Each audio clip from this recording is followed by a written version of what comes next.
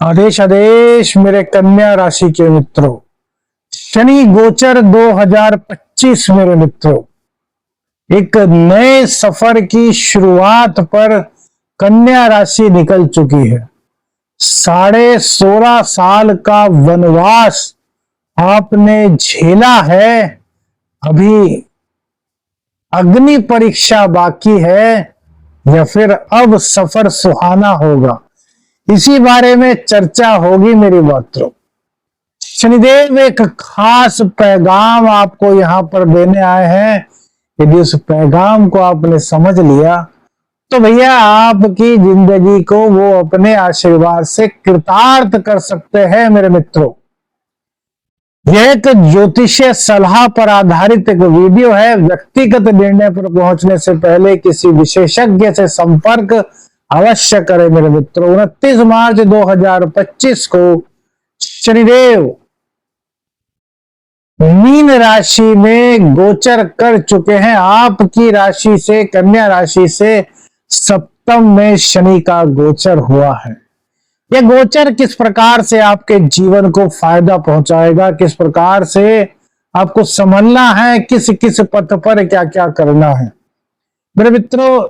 एक चीज ज्योतिषीय संकेत मिलते हैं कि ये यदि व्यापार है आपका साझेदारी में, तो कहीं ना कहीं उसमें शुभत्व वृद्धि के संकेत इस गोचर काल के द्वारा प्राप्त होते हुए दिख रहे हैं।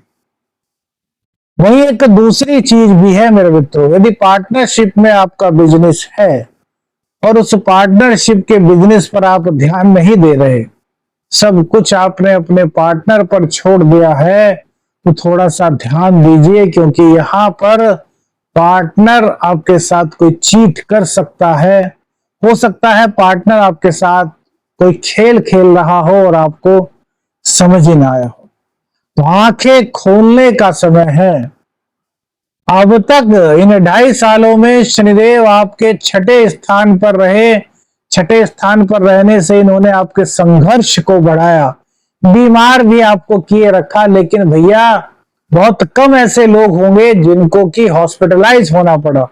उनमें से ज्यादातर लोग वो हो सकते हैं जिनकी शनि, जिनकी कुंडली में बर्थ चार्ट में शनि से चंद्रमा दृष्ट हो, या फिर शनि नीच राशि में जिनकी कुंडली में हो, या फिर किसी त्रिक भाव में, मतलब पीड़ित अवस्था में, उन लोगों को ही हॉस्पिटल में एडमिट होना पड़ा होगा, खर्चा आपका कराया होगा। लेकिन अक्टूबर माह में शनिदेव की कृपा से कुछ ना कुछ आपको मां लक्ष्मी के बेनिफिट्स मेरे मित्रों प्राप्त हुए होंगे।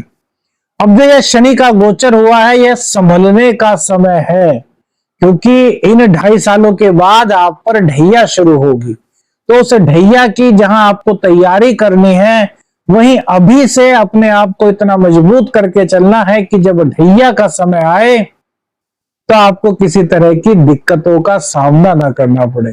शनिदेव सप्तम में बैठ करके 3rd हाउस को देखेंगे, जहां पर की वृषभ राशि होती है। तो जाहिर सी बात है मेरे मित्रों, जो ज्योतिषीय गोचर कहता है कि शनिदेव कभी भी शुक्र की राशि पर अपना बुरा प्रभाव नहीं छोड़ते। तो भाग्य का साथ इस गोचर काल के दौरान आपको मिलता हुआ दिखाई देता है। भाग्य कदम कदम पर सहायता तो आपकी करेगा, लेकिन शनिदेव का जो स्वभाव है धीरे धीरे कराना, तो काम आपके भाग्य की बदौलत धीरे धीरे बनेंगे। ऐसा नहीं कि आपने किया और तुरंत रिजल्ट आ गया, नहीं, ऐसा नहीं होगा। निराश नहीं होना है, रिजल्ट आपके पक्ष में होने के संकेत यहां यह ज्योतिषीय गोचर दे रहा है। लेकिन भैया उसमें टाइम लगेगा, उसमें ऐसा नहीं कि आपने आज गया और कल आपको मिल गए। दूसरी बात, शनिदेव की विच्छेदात्मक दृष्टि है 3rd, तो यहां विच्छेद किससे करेगा? भाग्य से तो विच्छेद नहीं करेगा। धार्मिक कार्यक्रमों में आपकी अभिरुचि को बढ़ाएगा। धार्मिक कार्यक्रम को करके आपके जीवन में कहीं ना कहीं उन्नति के संकेत भी इस दौरान मिलेंगे, क्योंकि यह कंटक शनि की शुरुआत है। कंटक शनि जब आते हैं तो धार्मिकता में रुचि दिलाते हैं।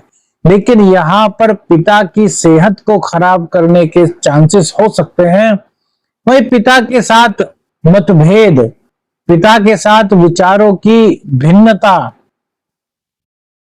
पिता से सलाह लेना उचित ना समझना, या फिर एक तरीके से अपने पिताजी को इग्नोर कर देना, इस तरह के विचार आपके मन में आ सकते हैं मेरे मित्रों। तो ऐसा भूल करके भी मत कीजिएगा।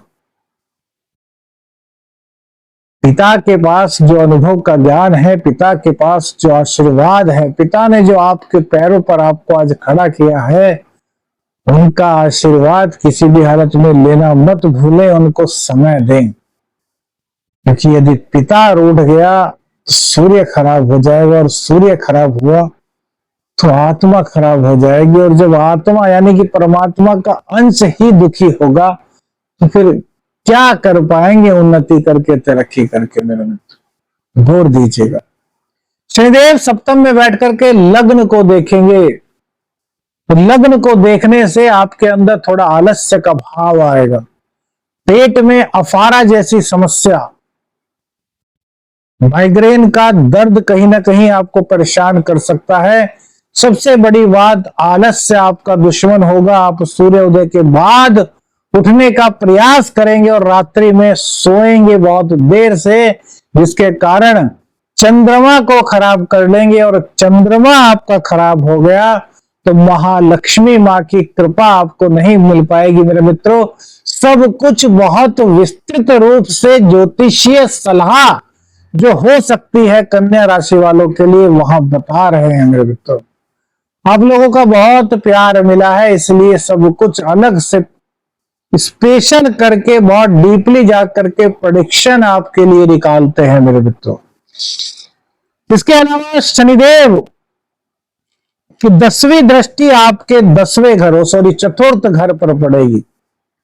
अब चतुर्थ घर के शनिदेव को कारकत्व भी प्राप्त है। हालांकि कारपुरुष की कुंडली में चतुर्थ घर चंद्रमा का माना गया है,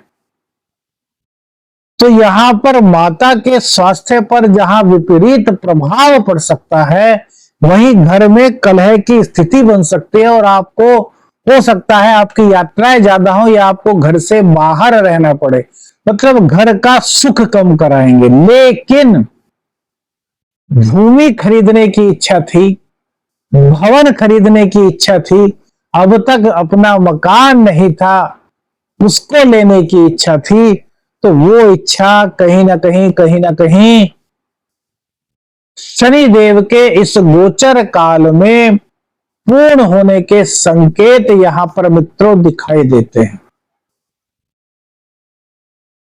अब हमने शुरू में कहा था कि 2.5 साल बाद जो 2.5 साल शुरू होंगे वो ढैया के होंगे, तो अभी से तैयारी क्या करें। देखिए मेरे मित्रों, कैरियर के लिए जो गोचर हुआ है यह अच्छा प्रतीत होता है। नौकरी पेशा लोगों को नौकरी, छात्रों के लिए, शिक्षा के लिए भी यहां पर हम बुरा नहीं कहेंगे। कॉम्पिटिटिव एग्जाम के लिए भी समय अच्छा दिखाई देता है। प्रेम संबंधों में थोड़ी सी दिक्कत ऊपर नीचे हो सकती है, लेकिन प्रेम विवाह के योग भी इस शनिदेव के गोचर में बनने के संकेत यहां पर मिलते हैं मेरे मित्रों। भाग्य का साथ भी येन केन प्रकारेण संभवतः मिलने की पूर्ण आशा आप लोग यहां पर कर सकते हैं, लेकिन फिजूल खर्ची पर आपको नियंत्रण रखना है। मेहनत से नहीं घबराना, जितना अधिक मेहनत करेंगे उतना अधिक प्राप्त कर पाएंगे, और सेविंग करने पर आपको ध्यान देना होगा। क्योंकि जब अष्टम में आपके शनि आएंगे, जब आपकी ढैया की शुरुआत होगी, उस वक्त ये इतना खर्चा करा देते हैं, इतना संघर्ष करा देते हैं कि व्यक्ति समझ ही नहीं पाता कि उसके साथ हो क्या रहा है।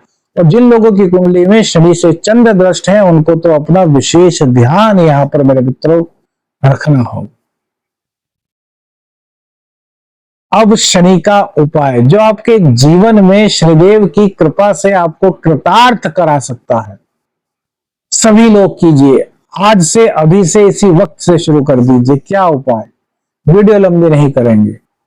दशरथ कृत शनि स्तोत्र, का रोजाना पाठ सुबह कीजिए, शाम कीजिए, आपको जब टाइम मिले कीजिए, लेकिन नियम से कीजिए। दूसरी चीज, हनुमान जी की उपासना। क्या उपासना करनी है हनुमान जी की? वैसे तो आप सभी लोग हनुमान चालीसा करते हैं संभवतः, लेकिन हम एक चीज बताते हैं। जो भी घर के कन्या राशि के हमारे मित्र हैं जिनकी कन्या राशि है परिवार में, वो सभी लोग सुबह को जब उठते हैं नहा धोकर के स्नान के बाद, तो 3 बार हनुमान चालीसा का पाठ करें, 2 बार हनुमान अष्टक का पाठ करें, और उसके बाद 108 बार एक मंत्र आपको बता रहे हैं, इस मंत्र का जाप कीजिए। श्री राम दूताय नमः, श्री राम दूताय नमः, श्री राम दूताय नमः। मेरे मित्रों, यदि लगातार करते हैं ना, तो कमेंट्स में आप बताएंगे कि आपके साथ क्या क्या प्रभाव इसका हुआ। वीडियो अच्छी लगी तो लाइक और शेयर कीजिएगा। चैनल पर नए हैं, चैनल को सब्सक्राइब कीजिएगा। आदेश आदेश रख रंजन, हर हर महादेव।